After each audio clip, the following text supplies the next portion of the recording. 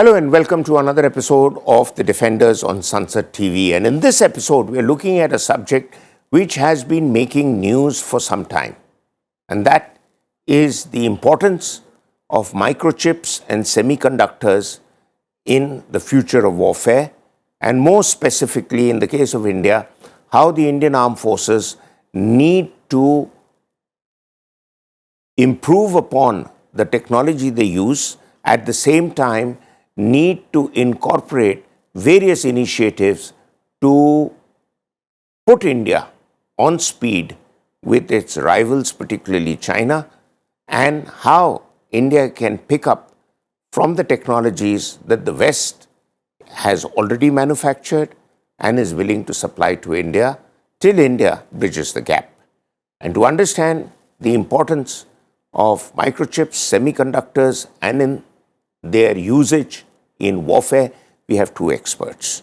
We have Mr. Subimal Bhattacharjee, who is a tech consultant and was earlier in the corporate sector, but is now becoming well known both in the print and television media with his expertise on microchips and semiconductors.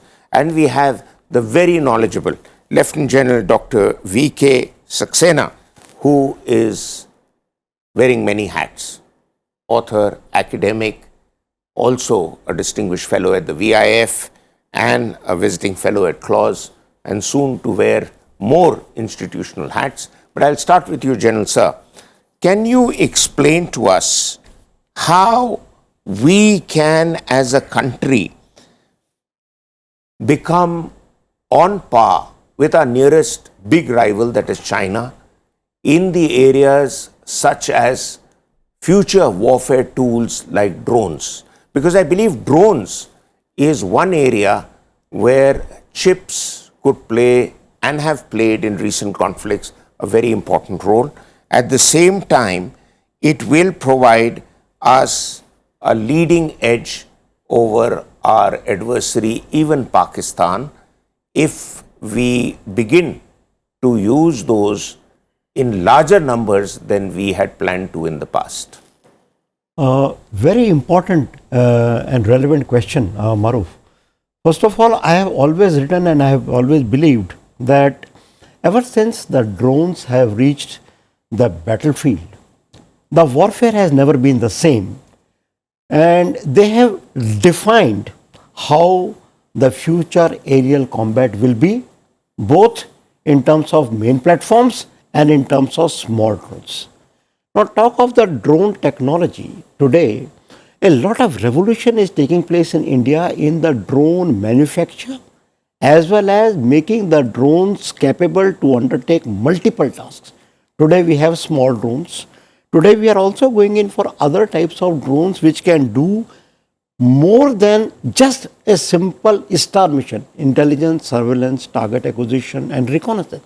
They can do missions in conjunction with combat aircraft, which we call manned and unmanned teaming or combat air teaming system, in which they become eyes and ears, extended eyes and ears of the combat pilot for giving him enhanced situational awareness, as also enhanced capability to strike at the target and take restrike. Besides this, another very important area which we are taking baby steps is a swarm drone or drone swarm, in which hundreds and thousands of drones gridded together with the intelligence of a swarm can do multiple tasks. They can be placed for reconnaissance of a place where they recognize the threshold and report changes therein, where they can go and take a face recognition and kill a target of 5th January 2018.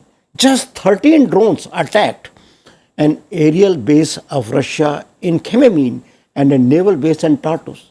Even a power like Russia with the missiles of Buk M2 and etc. they fired could not destroy 13 drones. 3 of them still came and attacked. In our case, we are building this capability.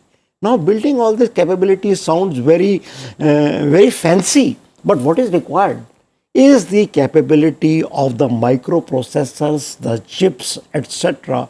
to do what? To do computationally intensive jobs. Now just I'll just give you a very small example. Take a case of drone swarm. Initially, this drone swarm, let's say 100 or 200 drone swarms, initially intelligence has to be built into them to recognize that they have to maintain a body of a swarm as together. What does it mean? If you take out one or two, they will occupy each other's place so as to maintain an integrity of the body. That intelligence has to be built into them. Second intelligence, from a place A to an attacking place B, total autonomous flight path, they have to remember that which path they have to take, which is the shorter path. Coming to the target area, they have to recognize, face recognize or area recognize or scenario recognize. All that requires great amount of computation, AI, artificial intelligence, deep machine learning, etc. Okay. So why we can build it and how we can go forward is to build capabilities. Okay, I'll come to that. Exactly. You led me on to my next question. I'll come back to you, sir, because you being DG Air Defense would be able to give us some knowledge also on how, one, you're talking about offensive capability, but the other is to build up our defensive capability. Yes. I'll come to you on that. Now, Subimal, you have been, in a way, spearheading the charge that India should have more and more of these AI and chip-related capabilities. But, I discovered a very interesting fact, and that is that 20% of the world's chip designers are actually operating in India, but they are operating for the back offices of multinationals, but not in national interest and not supporting national security. So the big question is, how can you wean them away from there into the national security mechanism? And the other related question is that why is the armed forces not looking at the possibility of creating a corps or a body like an intelligence corps or an air defense corps, body of these chips people who can actually be able to understand how we plan operations and how, as the general brought out, how the chips can help both offensively and defensively.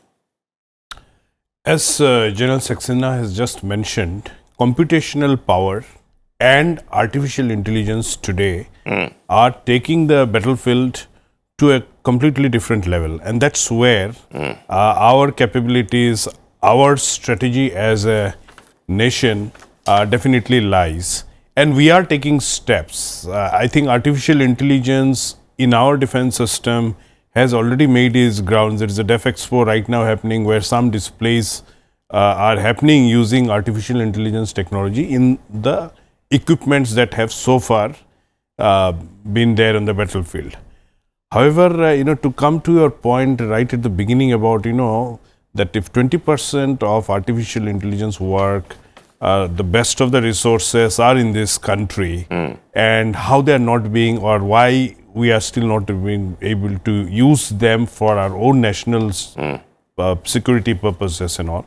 Now, there are two aspects to it, Maroof. One is that some of the best companies in the world, some of the most valuable companies in the world which work on technology have their bases in India, and they are able to take advantage of the Indian talents to develop the software and AI powered and machine learning, deep learning induced programming today on our shores. Even last week in Bangalore, I was with a team of one of those companies. I was really impressed. But the fact of the matter is that they are already at a certain stage of, these companies are already at a certain stage of doing something and delivering something.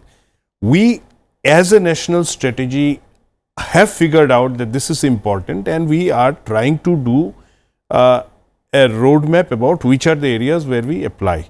The question is that we have to be able to take many of these fellows at commensurate salaries and according to a methodical plan that these are the programs in which we need such kind of programming. The fact of the matter is we understand the importance of AI and what it brings, and definitely it's a big advantage as I see it. The second aspect of it, the computational power, the chips, the advanced integrated circuits, the transistors, that whole ecosystem. I won't say we are a late starter. I think, it is something that didn't require that we need to get into this chip manufacturing and the chip ecosystem in this country from an optimal point of view. There was a lot of foundries available. There was a lot of foundry space available globally that was providing to us whatever chips we required. But now if you see in the last few years, the importance of the chip as a strategic weapon has increased, and this is what the US has recognized and recently taken a spate of steps in which they wanted to control China. The belligerence of China, the strategy with which they have moved in order to increase their capacity around chips, the fear among the strategic community globally about what is the intent of these chips. As the chips get far much more, I won't say smaller, far much more optimal and effective, their impact on weapons of mass destruction, on missile technology, on any aspect, even for that matter drone, that becomes far much prominent, and they could be something that could create a global fear, as well as something that the Chinese are surreptitiously I'll come back to you on US-China rivalry and how either side is trying to get the better of the other. But General Sir, going back to the point you were making and the last bit that I brought up, that the need, you talked about swarm drones, you talked about offensive measures, about defensive measures. How our air defense systems, and to be quite honest, our air defense systems, at least until lately, left a lot to be desired in terms of upgradation of equipment. But now we are getting the S-400s and hopefully more. But they are again designed, as you brought out, that the Russians with all the weaponry and the air defense systems couldn't stop a swarm of drones coming and playing havoc with us. Now tensions are there on the LAC, and Pakistan's not losing out on the opportunity for making the odd incursion across the LOC and the IB.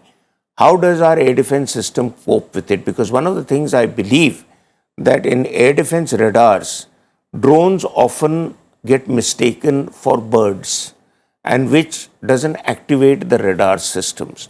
So how do we upgrade our systems? How do we use chips for a range of military purposes, from such as operational issues which are related with communications, computer responses to threats, as also night and day operational challenges? Very comprehensive question. I will just start by just painting a picture of an air defense battle scenario of how it is fought. The lifeline of air defense battle is called Air Defense Control and Reporting System. You consider it as a thread which controls three verticals. It controls the sensors which look far and deep to recognize the enemy threat, to identify whether it is friend and foe. The interceptors, which ultimately will take a kill, whether it is an aircraft, whether it is a ground missile or a gun, and the battle command and control, which make it happen. Now, all of this are tied together on one network, which is the Air Defense Control and Reporting Network. What is it? It is a network of command, control, communication, data transfer built on many computer stations, data lines, communication lines, etc. Now, if the malware comes, or if there is a failure of computational capability, imagine the catastrophic damage. An aircraft coming cannot be recognized. Even if it is recognized, the message cannot go to a required weapon system to take it on, and thereafter. That is one issue where the chips are required. Very hardened, secure chips. Secondly, regarding upgradation of the capability which you said, you will be very happy to know that gone are the days when we were only talking about radars, conventional radars for aircraft or air threat vehicle detection. Today, a large number of electro-optical and infrared devices are already swarming. You go to Def Expo, you'll find a variety of them on display already, which are capable of recognizing small RCS threat. What is RCS? The capability of a system to recognize a particular object it's painting. If the RCS is bigger, the target is easily recognizable. If a RCS radar cross section is small, difficult to recognize. So if a small drone, very difficult to recognize by a radar. But with an electro-optical system, with an IR system, it is recognizable. Today, a company called Zen Technologies Limited, they have come out with an anti-drone system. Now, counter-drone is a huge vertical which has come today. It is based on electro-optical and IR-based surveillance, and killing by soft kill means based on either RF jamming, electronic warfare jamming, and kinetic kill through small arms, through air defense weapons, through high-firing guns, etc. We are developing a major capability. Fantastic. I think you have explained to us exactly how the air defense response mechanism responds to the challenges that are there. For me, it has been a good learning exercise. Subimal, you mentioned about foreign firms that are operating in India and building a wealth of knowledge and technologies. I know the key strategic issues will not be parted with by them very easily. But there is an American firm like General Atomics, and that is tying up with a company called 3DI Tech and jointly producing certain strategic options for us. Do you have any idea about what they're doing?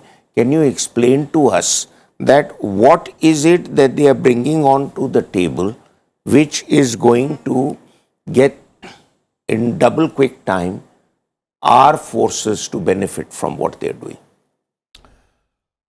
Very specifically, I wouldn't have what they are trying to do because, the secrecy and the NDAs that they signed. But generally what the whole project envisages, and besides General Atomics, a company like NVIDIA, which is considered as the third most valuable company in the world.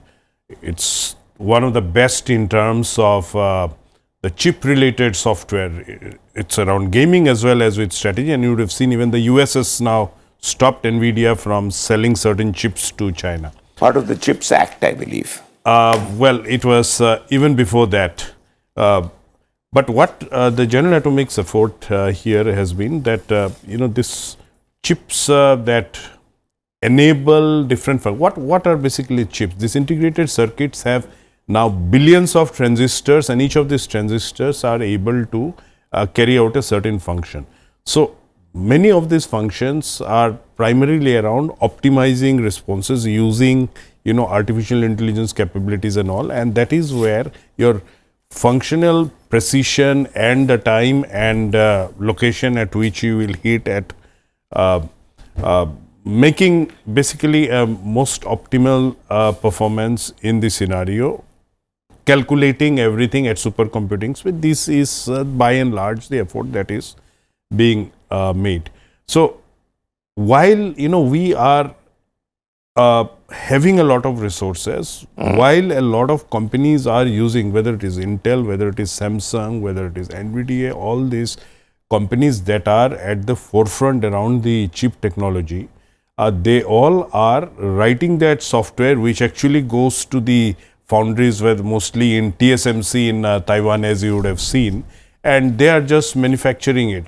Now suddenly, that realization has also come that you cannot rely on one geography for all your chips to be manufactured and all. However, as a nation today with a pool of technical expertise around the chip ecosystem existing in the country, I think, the government is very, very conscious and is already taking some of the steps to be able to motivate a lot of these people to get involved. Organizations like BEL and all, which were doing nothing in the software space as far as this domain is concerned, today have large teams working on specific missions.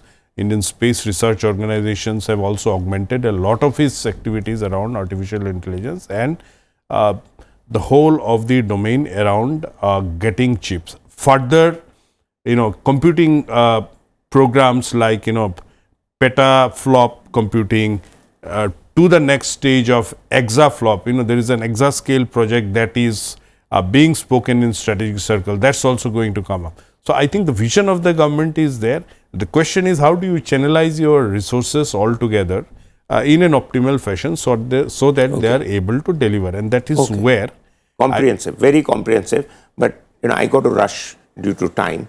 Let me go back to the general. And General sir, two issues linked to each other. One is the Prime Minister's vision of investing up to $10 billion upwards on making India sort of semiconductor and chips self-sufficient. But when you compare that with the kind of money China is willing to put into it, China is looking at a $1.4 trillion investment in going whole hog. They're not competing with us, they're competing with the US. And the US has put a lot of sanctions on what China can get. So I think for the next year or two, China is going to be on a back foot till it bounces back. But equally a challenge for us is not just to invest in that, but how do we also cope with the interim because of the conflict in Ukraine, where Russia has had a lot of reverses, and I believe American announcements claim that Russia is really unable to manufacture more backup equipment after what has been wasted on the battlefield. We use a lot of Russian equipment. So how does it impact on our abilities, since Russian capabilities have been exposed to be not the best in the world? Let me put it that way. The second linked aspect is this opens up the space for more American pressure on India, that compare with what Russia is giving you with what we can give, because we gave it to Ukraine and Ukraine managed to have a fairly deadly response to Russian invasion. So how do we juggle with those choices? First of all, as a proud Indian, I will say that there used to be a time when we used to say that our combat capability is so much tagged to the Russian inventory of weapon system, as much as 67 to 70% the total dependence on Russian equipment was there, especially in my core competency of air defense, air power, aerospace and so on. Gone are those days, and fast going, those days are fast going. Today not only we have our own missiles in each domain, that is the short range domain, the QRSAM, the Akash and the LRSAM. We also have our own series of radars A to Z. We are going in for a gun system which is going to be, I cannot disclose it, is still classified, but very much our own developed. That is one issue where we are coming up on our own and taking baby steps forward in making our capabilities self-reliant, self-sufficient. That is one issue. Second, regarding American pressure. American pressure has always been there, right? Trying to sell us American equipment. But we have stood our ground on our own, saying that we will decide what we require from us and what we require for our country. And the first port of call will be our own nation. Now, this is a program regarding chips. As a proud Indian, I must say it here that on 12th September 2022, government has issued, not government, RFP has come out from the MOD for 5 lakh chips called Bharat Secure Chips 1 and 2, 10% of which are secured for the armed forces and 90% will go in the civilian market. And Dr. Ajay Kumar, our defense secretary, has tweeted yesterday that this is a historic step to make India a hub of electronic semiconductor industry. Today we are at 118 billion. He says by 2025 400 billion market. So, on your first question, we are gaining self-sufficiency, self-reliance. On second, we are taking our baby steps in Bharat. Wonderful, sir. Wonderful. I'm emotionally charged up. So am I, like you. Subimal, last question to you. Request for a short answer. America is competing with the Chinese in this whole race for chips dominance. But I am given to understand that a lot of American dependence is on Taiwan and South Korea for chips. We have good relations with both.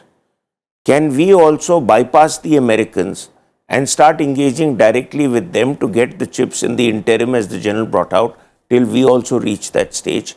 Because China is no for them now, but China is going whole hog. So till China gets its act together for military use of chips capabilities, we can also build up our capabilities and come somewhere near to contesting the Chinese aggressive intent. That's a very important question, Maroof. The General just mentioned about Bharat chips and the effort to build secure chips in the country. And the geopolitics around chips, which the Americans have suddenly come and started becoming very vocal with sanctions and everything else. Now, if you see TSMC, the Taiwanese company which supplies more than 50% of the chips to the world and 90% of all the advanced chips of the world. Now, we are more interested from a defense perspective to look at the advanced chips. Now, when it comes to advanced chip, that is where the US-China fight is also. And as much as good relations we have with Taiwan and South Korea, which by the way, we are already engaging with them a lot, and you have seen the Foxconn Vedanta joint venture already coming to Gujarat. Although those chips are at not really that advanced chip, these are the mature chips that are in play. But what is very important to understand, Maroof, that as the processing power of the chips, as the chips get, I won't say smaller or shorter, but capability wise far much more capable. The below 7 nm chips, as that fight is going on, that is where we have to use a lot of our prowess to be able to look at them for our country. Right now, we are not at that. We are much above the 16 nm chips that we are looking at, and we slowly have to get there, and we have to get there. Okay, so I need to cut it here because we're completely out of time. But I'm sure all of you have learned and enjoyed from the brilliance of our two guests today on how chips will be a very important national security asset and a very important player in the future battlefield. Until our next episode, and thanks to both of you for your wonderful insights. Thank you for watching, and goodbye.